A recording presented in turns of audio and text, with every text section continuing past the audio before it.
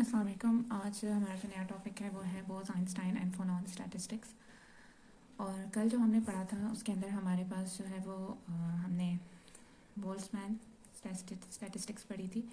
और जब हमने बोल्ट्जमैन स्टैटिस्टिक पढ़ी थी तो हमने ये अजम्पशन की थी कि हमारे पास जो पार्टिकल्स हैं वो आइडेंटिकल हैं लेकिन डिस्टिंग्विशेबल हैं।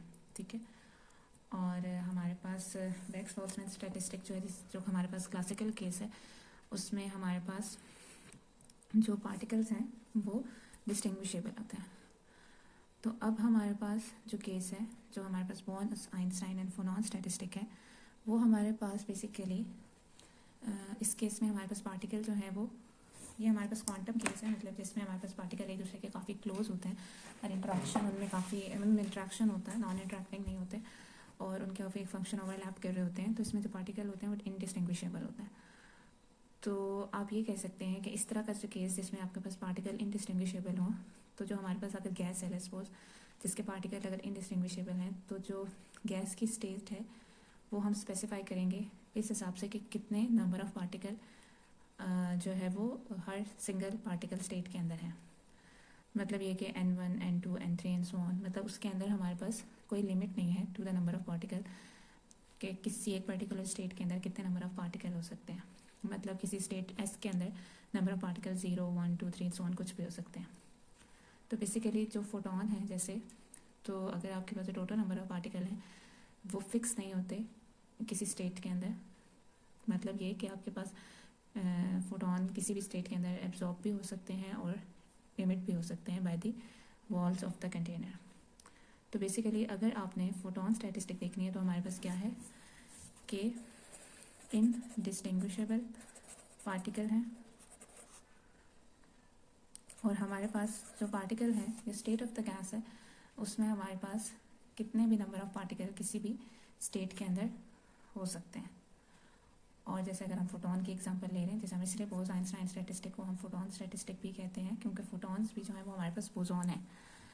कि जैसे आपके पास फोटोन स्टैटिस्टिक सारे फोटॉन्स जो हैं वो किसी भी टोटल नंबर ऑफ़ फोटॉन्स किसी भी स्टेट के अंदर जो है वो हो सकते हैं और वो एब्जॉर्ब भी हो सकते हैं और इमिट भी हो सकते हैं। उसके ऊपर आपके पास कोई रिस्ट्रिक्शन नहीं है कि इतने ही फोटोन या इतने ही आपके पास पार्टिकल जो है वो एब्जॉर्ब होंगे या इमिट होंगे।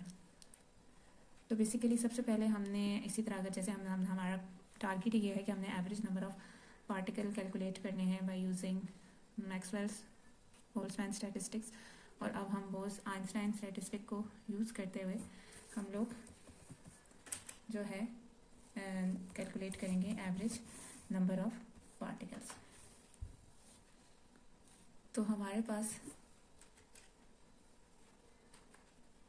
एक मिनट, तो बेसिकली आपके पास क्वांटम स्टैटिस्टिक के अंदर जो बोस आइंस्टाइन स्टैटिस्टिक जिसको हम BE स्टैटिस्टिक भी कहते हैं वो हमें ये बताते हैं describe one of two possible ways जिसके अंदर नॉन इंटरैक्टिंग इनडिस्टिंग्विशेबल पार्टिकल आपके पास जो है जो इनडिस्टिंग्विशेबल हो may occupy a set of available discrete energy state at thermal equilibrium. तो जिसमें और इसके अंदर भी आपके पास कोई सिग्निफिकेंट इंटरेक्शन नहीं होता। ठीक है। तो बेसिकली आपके पास बोस आइंस्टाइन स्टैटिस्टिक आपको क्या कहती है, बोस आइंस्टाइन स्टैटिस्टिक हमें ये कहती है कि वो आपके पास नॉन इंटरैक्टिंग इनडिस्टिंग्विशेबल पार्टिकल में occupy a set of available discrete energy state at thermodynamic equilibrium. तो आपके पास ये कब, जैसे हमने कल देखा था तो हमने ये देखा था कि हमारे पास जो मैक्सवेल्स बोल्ट्जमैन स्टैटिस्टिक है वो हाई टेम्परेचर और लो डेंसिटी के ऊपर है। तो जब हमारे पास लो टेम्परेचर होता है उस वक्त हमारे पास बोसॉन जो है वो फर्मियन से डिफरेंटली बिहेव करते हैं। फर्मियंस के लिए जो है वो फर्मी डायराक स्टैटिस्टिक होती है जबकि बोसॉन के लिए बोस आइंस्टाइन स्टैटिस्टिक होती है। तो ये किस तरीके से डिफरेंटली बिहेव करते हैं from a fermion at low temperature. आपके पास जो भी बोसॉन है वो अनलिमिटेड बोसॉन जो है वो एक सेम एनर्जी स्टेट के अंदर आ सकते हैं जबकि फर्मियन ऐसा नहीं करते। ठीक है। ये अपेरेंटली काफ़ी अनयूजुअल प्रॉपर्टी है जिसकी वजह से ही आगे जाके बोस आइंस्टाइन कंडेंसेट भी की थ्योरी भी डेवलप होती है। ठीक है। तो फर्मी डायराक और बोस आइंस्टाइन स्टैटिस्टिक दोनों क्वांटम इफेक्ट्स हैं और ये तब इम्पॉर्टेंट होते हैं जब पार्टिकल इनडिस्टिंग्विशेबल होते हैं। और क्वांटम इफेक्ट उस वक्त अपीयर होता है जब आपके पास ये कंडीशन सेटिस्फाई हो ये कंडीशन हमें ये बता रही है कि n नंबर ऑफ पार्टिकल है, v वॉल्यूम है और n q जो है उसको हम कहते हैं क्वांटम कंसंट्रेशन। तो बेसिकली आपके पास quantum effect appear if the concentration of particles satisfies this, where n is the number of particle, v is the volume, and q is the quantum concentration for which the interparticle distance, quantum concentration मतलब ये कब condition satisfy होगी, तब जब आपके पास particle के दरमियान में जो डिस्टेंस है वो इक्वल होगा डी ब्रॉगली वेवलेंथ के। तो जो मैं बार बार कह रही हूँ कि इन अदर वर्ड कि आपके पास wave function of particle are barely overlapping. जो फर्मी डायराक स्टैटिस्टिक है वो फर्मियंस में अप्लाई होती है बिकॉज वो आपके पास पार्टिकल पॉली एक्सक्लूजन प्रिंसिपल ओबे करते हैं, तो उनकी स्टैटिस्टिक डिफरेंट होती है। और बोज आइंस्टाइन स्टैटिस्टिक सिर्फ जो है वो बोसॉन के लिए होती है। तो बेसिकली आपके पास क्वांटम कंसंट्रेशन, जैसे मैंने आपको बताया कि जो क्वांटम इफेक्ट तब अपीयर होता है कि जब हमारे पास कंसंट्रेशन ऑफ पार्टिकल ये कंडीशन सेटिस्फाई करती है जिसमें एन क्यू क्वांटम कंसंट्रेशन है। तो क्वांटम कंसंट्रेशन जो है वो टेम्परेचर पे डिपेंड कर रही होती है। तो जब दोनों तरह के सिस्टम, चाहे फर्मियंस हों चाहे बोसॉन हों, क्वांटम कंसंट्रेशन जो होती है वो हाई टेम्परेचर के ऊपर मोस्ट ऑफ द सिस्टम पे वो क्लासिकल लिमिट को पहुंच जाती है। ठीक है, मतलब आपको जैसे मैंने बताया कि आपके पास क्वांटम इफेक्ट तब अपीयर होता है जब ये लिमिट इसके बराबर हो, number of particle per unit volume जो है वो ग्रेटर देन या equal to the quantum concentration हो। लेकिन जब ये तब होता है जब टेम्परेचर लो होता है मोस्टली। लेकिन जब टेम्परेचर हाई हो जाता है, तो जैसे हमने मैक्सवेल्स बोल्ट्जमैन स्टैटिस्टिक की जो कंडीशंस पढ़ी थी उसमें हमने हाई टेम्परेचर पढ़ा था, क्योंकि जब टेम्परेचर हाई हो जाता है तो मोस्टली आपके पास जो है वो ये लिमिट चेंज हो जाती है और ये एंटर हो जाती है क्लासिकल लिमिट के अंदर। लेकिन अगर तो टेम्परेचर हाई है और डेंसिटी भी बहुत ज़्यादा हाई है तो फिर तो नहीं होती ये क्लासिकल लिमिट के अंदर इंटर। लेकिन अगर टेम्परेचर हाई और डेंसिटी लो हो तो फिर ये क्लासिकल मैक्सवेल बोल्ट्जमैन स्टैटिस्टिक की तरफ चली जाती है। और इसका मतलब ये है कि both Fermi Dirac and Bhoj Einstein जो है स्टैटिस्टिक्स वो मैक्सवेल बोल्ट्जमैन स्टैटिस्टिक में चेंज हो जाती है एट हाई टेम्परेचर और एट लो कंसंट्रेशन। ठीक है, तो ये तो इसका कुछ ब्रीफ सा इंट्रोडक्शन था। और क्वांटम कंसंट्रेशन के बारे में थोड़ा सा आपको बता दूं। जो एनक्यू है क्वांटम कंसंट्रेशन, वो आपके पास पार्टिकल कंसंट्रेशन है या number of particle per unit volume होते हैं सिस्टम का जब आपके पास इंटर पार्टिकल डिस्टेंस बराबर हो जाए थर्मल डी ब्रॉगली वेवलेंथ के। ठीक है, तो बेसिकली क्वांटम इफेक्ट्स जो हैं वो इम्पोर्टेंट हो जाते हैं जब आपके पास जो पार्टिकल की कंसंट्रेशन है वो इक्वल टू या ग्रेटर देन हो जाए क्वांटम कंसंट्रेशन के, एन क्यू के।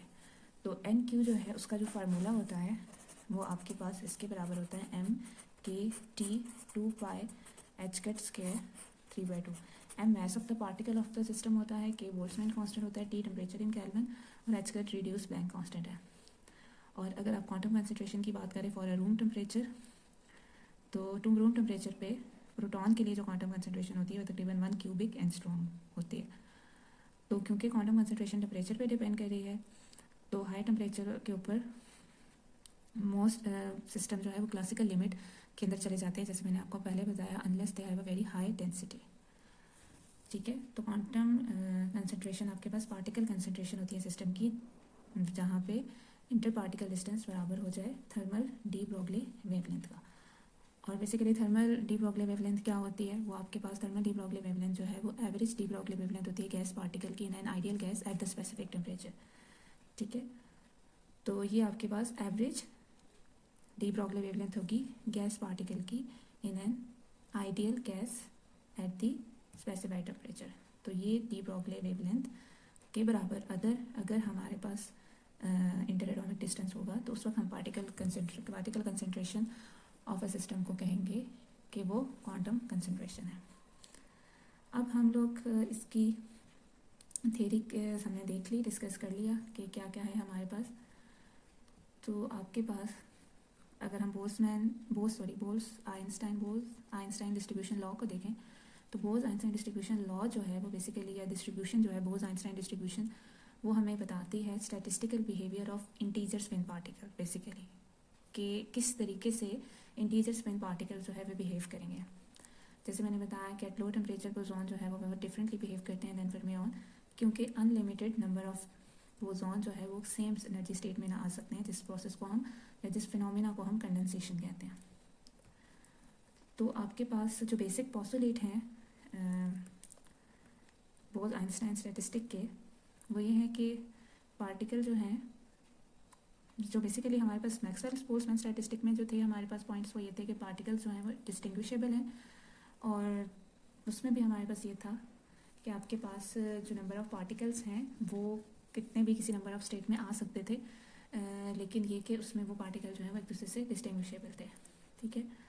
और लेकिन बोल्स आइंस्टाइन स्टैटिस्टिक में पार्टिकल जो है वो इनडिस्टिंग्विशेबल है, ठीक है। अब हम लोग एवरेज नंबर ऑफ पार्टिकल निकालते हैं यूजिंग बोस आइंस्टाइन एंड फॉर्नॉन स्टैटिस्टिक। तो सबसे पहले अगर हम लोगों ने किसी स्टेट एस के अंदर नंबर ऑफ पार्टिकल्स निकालने हैं तो पहले हम पार्टीशन फंक्शन लिखेंगे। इसी तरह आपके पास अगर कोई सिस्टम है जिसके अंदर total R number of states हैं और हमारे पास उसका जो पार्टीशन फंक्शन होगा वो आपके पास सिंपल इसके बराबर हो जाएगा, और ये समीशन किसके ऊपर होगा, over all value of N R, okay, 0 1 2 3 so on for each value of R without any further restriction. तो हम लोग पार्टीशन फंक्शन को फिर इस तरीके से लिख सकते हैं कि अगर हम इसको एक्सपोनेंशियल को ब्रेक कर दें तो हम इस समीशन को भी ब्रेक कर सकते हैं, जैसे हमने लास्ट में किया था, लास्ट लेक्चर के अंदर किया था।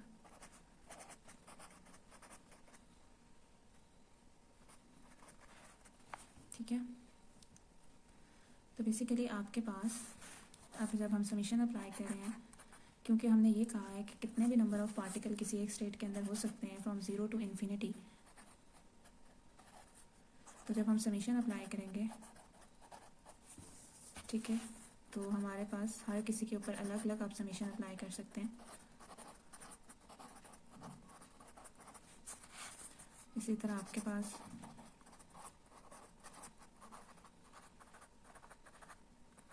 सो ऑन, और अगर आप देखें जो हर सम है यहाँ पे वो हमारे पास ज्योमेट्रिक सीरीज़ है, क्योंकि ऑब्वियसली जब आप समीशन ओपन करेंगे एन की वैल्यू सबसे पहले आप 0 पुट करेंगे तो 1 आ जाएगा।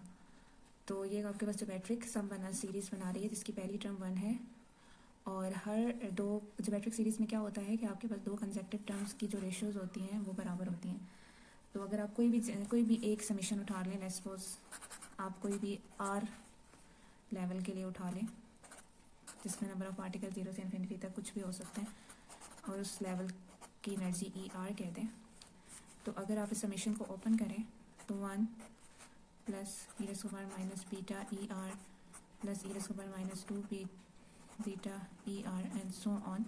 तो अगर आप किसी भी दो कंसेक्टिव टर्म्स की रेशियो लें तो ये आपको e raise to power minus beta E R देगी।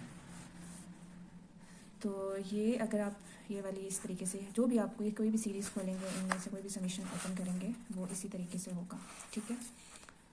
तो आपको पता है कि अगर आपने कोई भी समीशन आप ओपन कर रहे हैं, जैसे मैंने आपको यहाँ से बताया कि ये जो आपके पास E raise to power minus beta N R E R है, जो कि आपके पास 1 plus E raise to power minus beta E R plus E raise to power minus 2 beta E R and so on है, तो ये actually आपके पास ये सीरीज़ बन रही है। ये बेसिकली आपके पास सीरीज़ है, ये मैं आपको बता देती हूँ। ये आपके पास अगर आप टेलर एक्सपेंशन करें 1/1 माइनस एक्स की सीरीज़ है जिसमें 1 plus x square plus x cube plus so on है। तो अगर इस केस में हम अपना एक्स जो है वो e raise to power minus beta E R ले लें तो ये 1 plus E raise to power minus beta E R plus E raise to power minus 2 beta E R and so on बनता है। तो बेसिकली ये उसकी एक्सपेंशन है। तो समीशन जो है वो एक्चुअली किसके बराबर आ जाएगा, समीशन एक्चुअली आपके पास इसके बराबर आ जाएगा।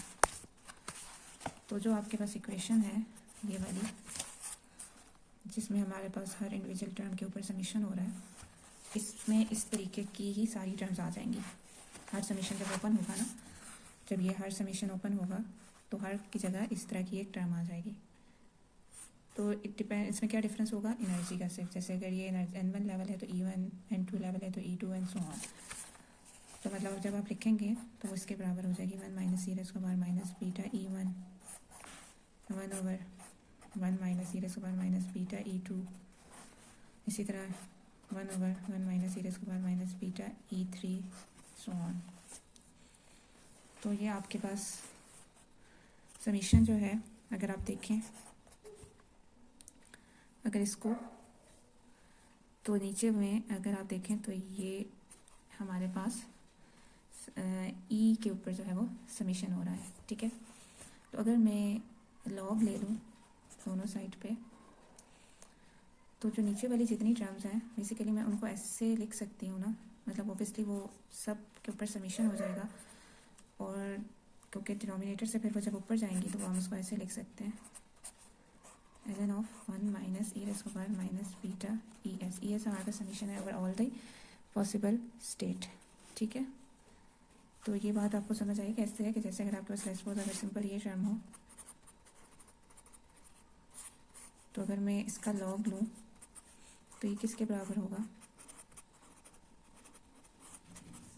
इसके तो हो जाएगा minus ln of 1 minus E raise to power minus beta E S. तो आप खुद सोचें कि जब मैं इसके ऊपर लॉग अप्लाई करूँगी, ठीक है, तो ये सारी तो मल्टीप्लाई हो रही है ना फिलहाल। तो आपको पता है कि जब भी लॉग अप्लाई होता है तो जो टर्म्स मल्टीप्लाई हो रही होती हैं तो हम log of A plus log of B लिखते हैं, ठीक है। तो ये सारी टर्म्स जो मल्टीप्लाई हो रही हैं आपस में, जब इन पे लॉग अप्लाई होगा तो वो किसके बराबर आएगा, ln of z is equal to ln of 1 over 1 minus E raise to power minus beta E one plus ln of 1 over 1 minus E raise to power minus beta E two. ये जो summation मैंने कहा है वो इस वजह से कहा था, वैसे तो ये मल्टीप्लाई हो रही हैं समीशन, क्योंकि इनका लॉग होगा इस वजह से समीशन हो जाएगा प्लस सो ऑन, ठीक है ना। तो जैसे मैंने भी आपको यहाँ बताया कि कोई भी अगर आप टर्म ले लें तो उसका जो ln है अगर आप उसको ऊपर ले जाएं माइनस पावर तो माइनस ln ऑफ इसके बराबर होगा। तो इसी तरह हर के लिए ऐसे ही होगा, इसी तरह जितने नंबर ऑफ टर्म्स हैं सबका इसी फॉर्म में आएगा। तो उन सब का जब आप सम करेंगे क्योंकि वो ऐड हो रहे हैं तो वो इसके बराबर आ जाएगा minus summation ln of 1 minus E raise to power minus beta E S. तो ln ऑफ z आ गया।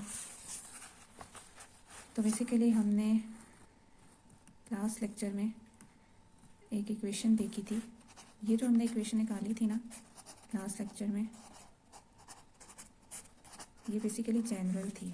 ये किसी भी स्टैटिस्टिक के लिए जब हमने एवरेज नंबर ऑफ पार्टिकल्स निकालने हैं तो हम ये यूज़ कर सकते हैं। इसके बाद नेक्स्ट में फिर हमने इसको यूज़ करते हुए हमने मैक्सवेल बोल्ट्जमैन स्टैटिस्टिक के लिए भी निकाली थी, और अब हम इस केस के लिए भी इसी रिलेशन को यूज़ करेंगे। तो हमारा पहला काम क्या होता है, सिंपल सेट, फिर एंड देन उसको हमने सिंप्लीफाई करना होता है।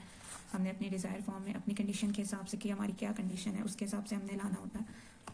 हम अपनी कंडीशन के हिसाब से हमने z को सॉल्व कर दिया, फिर उसका लॉग ले लिया क्योंकि हमें ये चीज़ चाहिए। तो इसमें हम लोग जो ln ऑफ z की वैल्यू हमने पुट की है, सो डिफाइन की है, वो हमने यहाँ पे पुट कर दी। तो माइनस माइनस प्लस हो जाएगा और ये हो जाएगा 1 over beta partial over partial E S, और आपके पास sigma S ln of 1 minus E raise to power minus beta E S. तो बेसिकली आपके पास तो यहाँ पे जो डेरिवेटिव है वो with respect to E S है, ठीक है। तो हमारे पास सिर्फ उसी वाली टर्म पे हमारे पास डेरिवेटिव अप्लाई होगा जिसमें की एनर्जी ई एस होगी। तो 1 over 1 minus E raise to power minus beta E S, जब आप लॉग वाली टर्म का डेरिवेटिव लेते हैं तो वो इसके बराबर आता है, ठीक है। तो हमारे पास और साथ यहाँ पे माइनस बीटा के माइनस माइनस प्लस हो जाएगा जब हम इस टर्म का डेरिवेटिव लेंगे, क्योंकि माइनस इधर से और माइनस इधर से आ जाएगा, plus E raise to power minus beta E S, ठीक है। तो ये बीटा कैंसिल हो जाएगा, तो E raise to power minus beta E S over 1 minus E raise to power minus beta E S आ जाएगा ये रिलेशन, ठीक है। तो ये हमारे पास एवरेज नंबर ऑफ पार्टिकल्स आ गए। इसको हम कहते हैं प्लैंक डिस्ट्रीब्यूशन।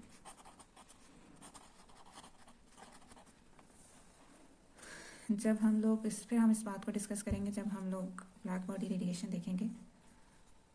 तो हमारे पास यहाँ तक हमने ये वाली डेरिवेशन कर ली, बल्कि इसको हम फर्दर भी सिंप्लीफाई कर सकते हैं। इसमें फर्दर हम लोग E raise to power minus beta E S और E raise to power minus beta E S नीचे से कॉमन ले लें तो E raise to power plus beta E S -1 आ जाएगा। तो ये हमारे पास प्लैंक्स डिस्ट्रीब्यूशन आ जाएगी। तो बेसिकली फोटॉन जो है वो बोसॉन है, लेकिन टोटल नंबर जो है वो कंजर्व नहीं होते फोटॉन के, क्योंकि वो एब्जॉर्ब भी हो जाते हैं और इमिट भी हो जाते हैं। तो इसलिए हम उनको कह सकते हैं कि उनके टोटल नंबर ऑफ फोटॉन जो है वो कंजर्व नहीं होते। तो लेकिन अदर टाइप ऑफ बोसॉन जो है वो उनके वो कंजर्व होते हैं। मिसाल के तौर पे हीलियम एटम है अगर आपके पास, तो हीलियम एटम के अंदर आपके पास 4 2 मतलब 2 प्रोटॉन एंड 2 न्यूट्रॉन है, ठीक है। तो उसके अंदर हमारे पास और किस वजह से ये बोसॉन है, क्योंकि आपके पास स्पिन ऑफ प्रोटॉन है न्यूट्रॉन और 2 इलेक्ट्रॉन जो है वो आपके पास इंटीजर स्पिन देती है ओवरऑल। तो इंटीजर स्पिन जिसकी होगी वो आपके पास क्या होगा, boson. If the number of boson is conserve then हमारे पास ये कंडीशन सेटिस्फाइड होती है कि एन एस एवरेज सम, मतलब एवरेज नंबर ऑफ पार्टिकल किसी भी पर्टिकुलर स्टेट में और उन तमाम स्टेट्स के अंदर जो एवरेज नंबर ऑफ पार्टिकल है उनका सम जो है वो आपके पास नंबर ऑफ पार्टिकल के बराबर। लेकिन ये कंडीशन से तब सेटिस्फाई होती है जब आपके पास बोसॉन नंबर ऑफ पार्टिकल जो है वो कंजर्व कर रहे हो। N number of boson system में होता है, तो ये एन नंबर ऑफ बोसॉन होता है सिस्टम में। तो अगर हमने इस कंडीशन को सेटिस्फाई करना है तो हम प्लैंक डिस्ट्रीब्यूशन जो हमने ऊपर अभी फाइंड किया इसको थोड़ा सा मॉडिफाई करते हैं, और जो रिजल्ट आता है उसके बाद उसे हम बोल्स आइंस्टाइन डिस्ट्रीब्यूशन कहते हैं। और जो वो मॉडिफिकेशन है करके जो आपके पास आता है वो इसके बराबर आता है।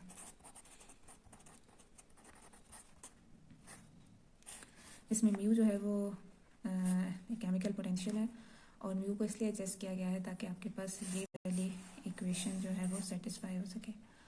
फिज़िकली जो म्यू होता है वो आपके पास वो चेंज होता है एनर्जी के अंदर, एनर्जी ऑफ द सिस्टम के अंदर वो चेंज होता है जब उसके अंदर कोई पार्टिकल ऐड होता है।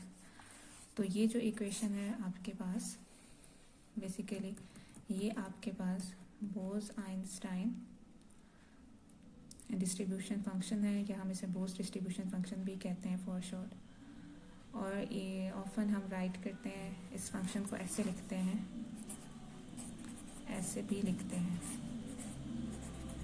इस तरह की फॉर्म आपने देखी होगी। इसमें ये जो n है ये हमारे पास बोस आइंस्टाइन डिस्ट्रीब्यूशन है। तो आपके पास जो बोस आइंस्टाइन डिस्ट्रीब्यूशन है वो आपके पास basically like okay, I think आज के लिए इतना काफ़ी है अभी फ़िलहाल के लिए। कल हम उसका जो है वो ग्राफ देखेंगे कि वो बोस आइंस्टाइन डिस्ट्रीब्यूशन में जो नंबर ऑफ पार्टिकल होते हैं वो किस तरीके से डिफरेंट टेम्परेचर पे और वर्सेस एनर्जी जो है वो वेरी करते हैं। तो इसके बारे में हम कल डिटेल में डिस्कस करेंगे। आज के लिए इतना काफ़ी है। Okay, see you.